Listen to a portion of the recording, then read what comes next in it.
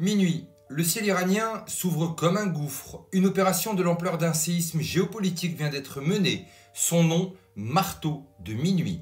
Une salve chirurgicale, 3 sites, Fordow, Natanz, Ispahan. 3 cibles, un message. Nous savons où vous êtes, nous savons ce que vous faites. Ce n'est pas la guerre, ce n'est pas la paix non plus. C'est la doctrine Trump, une doctrine de choc, d'imprévisibilité et de dissuasion maximale. Plus de 125 appareils mobilisés, des bombardiers furtifs B-2, des chasseurs de 5e génération, des sous-marins, des satellites et un parapluie aérien à plusieurs niveaux. Un monstre logistique, une démonstration de force sans précédent depuis l'Irak. Et pourtant, pas un seul soldat américain au sol, pas un seul civil tué. Les Iraniens avaient vidé les installations. Les centrifugeuses ont peut-être été démontées, déplacées, mais l'objectif, lui, était bien là. Retirer à Israël sa justification, rompre l'escalade, geler le prétexte nucléaire. Israël est vital, affirmait Robert Kennedy Jr. Sans Israël, Chine et Russie contrôleraient 90% du pétrole mondial, avait-il affirmé.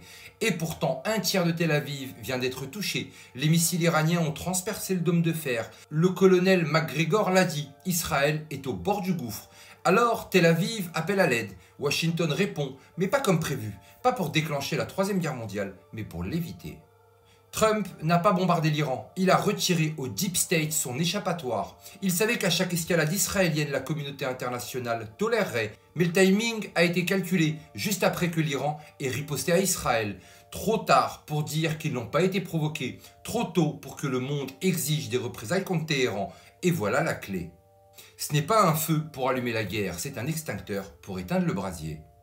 Mes petits retours en arrière. À la Maison Blanche, Trump a affirmé à Netanyahou qu'il était en discussion directe avec l'Iran et n'a pas réussi à parvenir à un accord. Israël a attaqué, l'Iran a riposté, l'opinion israélienne chancelle, Trump intervient et cible le nucléaire. Il coupe les ailes à Netanyahou et fait ce que personne n'osait faire depuis 20 ans, retirer au Deep State l'arme du prétexte atomique iranien. Désormais, plus personne ne peut prétendre qu'il faut bombarder l'Iran par prévention. Les sites ont été frappés, le monde le sait et Trump l'affirme. Les réactions ne se sont pas fait attendre. L'Iran promet des conséquences éternelles. La Russie dénonce une violation du droit international. La France appelle à une désescalade. La Chine garde le silence. Et l'Ukraine, elle soutient les frappes, parce que dans ce jeu d'alliance, l'axe Washington doit être uni. Mais ce que personne n'ose dire tout haut, c'est que cette frappe, loin de déclencher une guerre, a désamorcé une apocalypse. Mais que s'est-il réellement passé? Un sous-marin tire 30 Tomahawk, des GBU-57 s'écrasent sur la montagne au-dessus de Fordow. Les cratères sont visibles depuis l'espace, mais l'uranium disparu.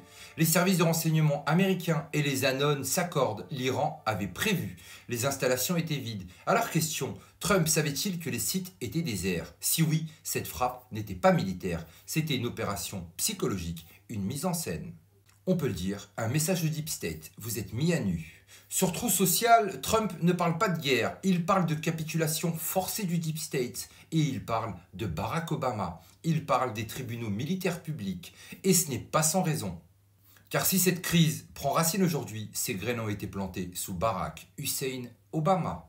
Retour en arrière, un accord nucléaire historique, l'Iran promet de ralentir son programme et en échange, 1,7 milliard de dollars en liquide, en palettes, en avions. Ils ont eu l'argent et ils ont eu la bombe, affirme Donald Trump. C'est ce que Trump martèle depuis des années. Et pendant ce temps, 4 otages américains seront libérés. La Maison Blanche nie qu'il s'agisse d'un échange, mais les faits sont là. Le transfert a eu lieu le jour de leur libération et surtout, le Congrès n'a jamais été consulté. C'est là que tout bascule, car Trump hérite d'un accord fragile signé sans les élus, qui n'a pas empêché l'enrichissement d'uranium, ni le financement des milices chiites, ni l'instabilité régionale. Et quand Trump se retire de l'accord en 2018, les voix s'élèvent. Mais ce qu'ils veulent, ce n'est pas la guerre, c'est faire tomber la façade, celle d'un régime financé par les réseaux de l'État profond, qui joue sur les deux tableaux, victimes et agresseurs. Et maintenant, l'Iran promet de bloquer le détroit d'Ormuz. Le Parlement y est favorable. Les gardiens de la révolution menacent. Mais une décision de fermeture signifierait un embargo mondial sur 30% du pétrole, le litre à 3 €, la récession, les pénuries, la bombe sociale. C'est là que tout se joue. Parce que dans cette pièce de théâtre mondial, Trump n'a pas lancé l'acte 1. il a écrit le dénouement. Trump n'a pas déclenché la guerre, il a dévoilé le jeu. Les bases US au Moyen-Orient sont visées, mais l'opinion publique est prévenue. Les Anon, les cutistes, les analystes alternatifs, tous voient que l'objectif n'était pas Téhéran, mais le réseau souterrain qui opère derrière. L'armée est la seule voie, c'est le slogan. Mais ce n'est pas un appel au chaos, c'est l'annonce d'un nettoyage stratégique, une purge silencieuse, chirurgicale et peut-être la fin d'un cycle. Trump n'a pas tué le peuple iranien, il a retiré aux puissants le masque du mensonge. Marteau de minuit n'est pas une opération militaire, c'est un jugement. Un message au monde, voici ce que vous devriez voir, voici ce que vous refusiez d'admettre. Et maintenant, tout commence, mais surtout n'oubliez pas, on n'est clairement pas au bout de nos surprises.